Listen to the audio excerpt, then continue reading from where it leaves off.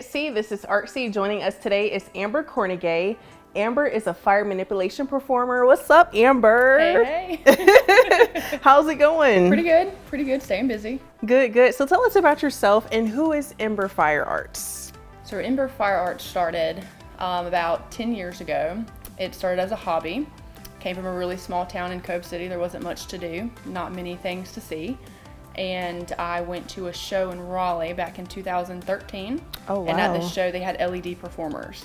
And coming from a small town, you don't get to see stuff like that. So I remember standing in the crowd and I was like, this is just the coolest thing I've ever seen. So I went home and I did my research, found these props online, ordered them, started practicing, got pretty good. And then I furthered the research about a year later, and that is where I discovered that you can buy these props with fire.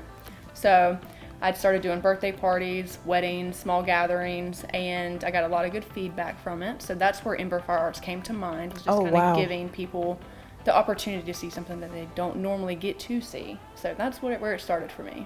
You know what, Amber kind of sounds like your name because your first name is Amber. Yep. A lot of people call me Amber too at shows. They're like, Amber. I'm like, my name is Amber. My name is Amber name with is the Amber. A, not an E. Yep. Thank you. Yep. So I get that a lot. I love that. So how long have you been doing this art? And would you consider this an art or a sport? I consider it an art. Some people consider it a sport. I guess it just kind of depends on how you want to look at it. But I've been doing this since 2012, 2013, but I didn't go professional with it until last year. So I'm just now starting to get into this as a career path, and I'm actually going full time with it this year starting September. Wow, that's amazing. So it's been a journey. How many times have you been burnt? Every single time I perform. Because I remember the last time I saw you, we were at the Pitt County Fairgrounds for the fair. Yeah. Did you get burnt out a lot out there? I burnt my wrist so much at that event. And I think it was because Pitt County was the first fair that I did last year.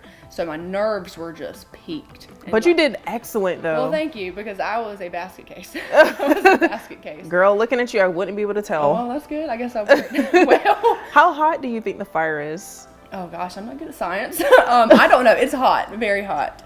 I actually did a show I think it was last Saturday.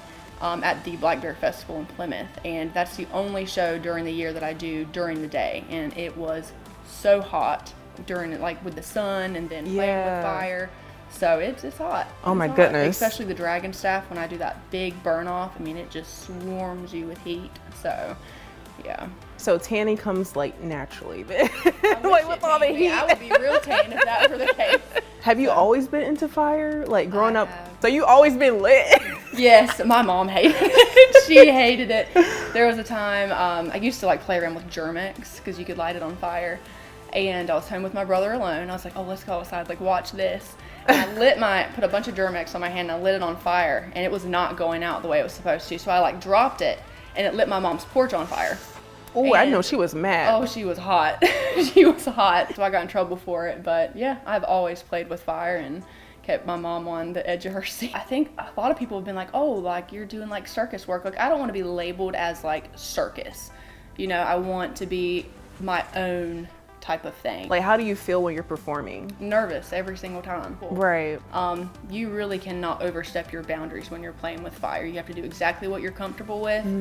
So when I'm practicing at home, I feel way more confident in my ability than I do in front of all of these people. I bet.